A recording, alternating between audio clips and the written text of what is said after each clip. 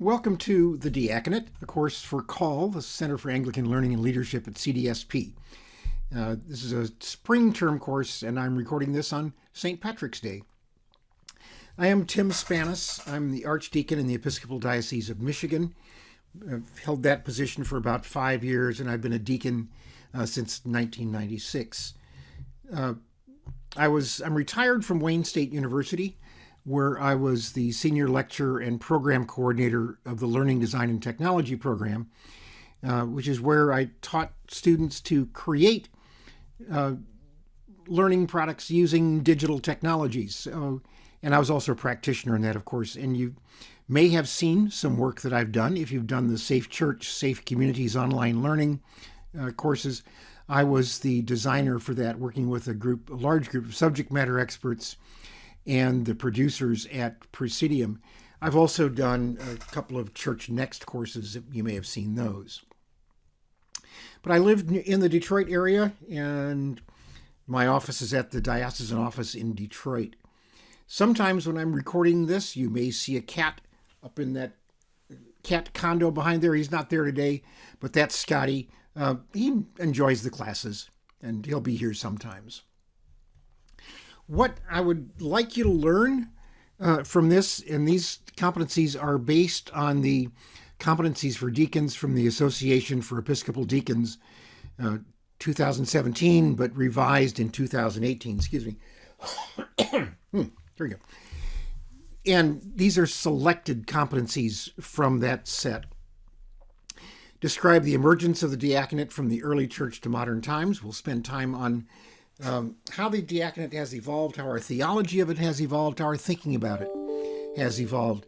And some folks, Ormond Plater and Suzanne Watson-Epting, have described that evolution of the diaconate in terms of waves. I have a slightly different model. I'll ask you to read works by Plater and Watson-Epting to get their vision of it, and I'll give a slightly different way of thinking about the history of the diaconate. Articulate the development of the understanding of the diaconate articulated by John Collins. And this is John J. Collins. And what he does is to look at the term diaconia as it is used in the New Testament and helps us understand what that word means and therefore what being a deacon means. I'm not going to ask you to read Collins because that's pretty heavy going. But there's another essay that I've put in Moodle that you can read that kind of summarizes Collins and the people who have disagreed with Collins about his interpretation. Also want you to learn to and start to live out your call to the ministry as the offering of one's gifts affirmed by the church, living under discipline, and developing an understanding of the role of the deacon in liturgy. And it'll take us 7 weeks to get through all of that, but I think you'll find the learning worthwhile. There are many, many more competencies. We will study the competencies actually as a subject themselves in a couple of weeks. The way that we will work this class is to capitalize on what you know and what I know. I come into this course assuming that all of you have knowledge and experience that I don't have. And we will share, and we will both be learning from each other. A lot of the content will be on the CALL Moodle website, and everything should be there. If there's not, let me know, and including my contact information will be there. And every week, save the last week, I will prepare a video and put that up on Moodle for you to use. To view at least one video, sometimes two or more, as well as the slides that are part of the video. So these slides that you're looking at here are also available on Moodle. And as we go through this, I want you to view the slides, read any reading materials that are given as the assignments for the week. So read it, view the videos, and then participate in the discussion. And I've got a little more to say about that process as we go to the syllabus. All right, let's take a look at the syllabus. There's the course description, which you would have read before, presumably read it before you registered for the class.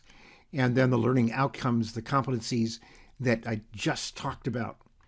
That week by week, understand that in our Moodle, every week begins on a Monday.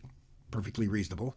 But your work life may not accommodate that all that well. So what I will be doing is putting new content up on Fridays before that Monday.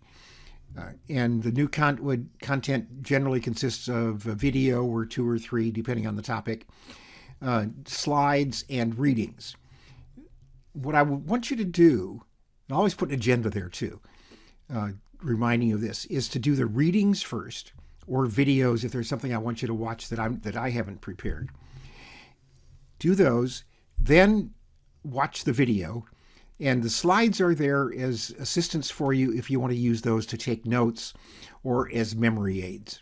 So you have the videos that I'm recording and the slides that are used in the video. But as you notice this time and in the next video, everything is not in the slides, because here I'm going to the syllabus. In the next video, I'll go to the BCP. But if you start viewing the content and reading the stuff on a Friday, then you've got the time over the weekend to do that. And by Monday, we can start the discussion board. And I would expect posts from each of you in the forums on Monday or Tuesday, and then you've got time to respond to other people's posts in the forum so that we have a real discussion.